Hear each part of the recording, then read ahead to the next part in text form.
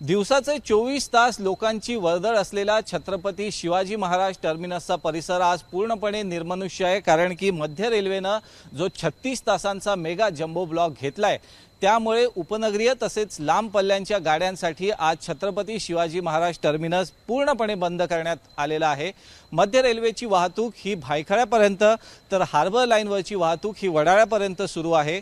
तसेच लांब पल्ल्यांच्या गाड्या सुद्धा पुढच्या स्टेशनवरना मार्गक्रमण करतायत। त्यामुळे फलाट क्रमांक 10 आणि 11 याच्या रुंदीकरणाचा आणि विस्तारीकरणाचा जो काम सुरू आहे त्यासाठी भायखळ्याच्या पुढे मध्य रेल्वे आणि वडाळ्याच्या पुढे हार्बर लाईन पूर्णपणे बंद करण्यात आलेली आहे। त्यामुळे कधीतरीच अभावानं दिसणारं साहजिकपणे कधी न दिसणारं हे जे दृश्य आहे की संपूर्णपणे छत्रपती शिवाजी महाराज टर्मिनस आज निर्मनुष्य आहे। केवळ रेल्वेचे कर्मचारी जे इथं काम करतात त्यांना आज इथे येण्याची मुभा आहे। त्यामुळे आज छत्रपती शिवाजी महाराज टर्मिनसचा हा परिसर पूर्णपणे निर्मनुष्य असल्याचं आपल्याला पाहायला मिळतोय। कॅमेरामन अनुप रस्तोगी सामे राणे, एबीपी माझा, मुंबई।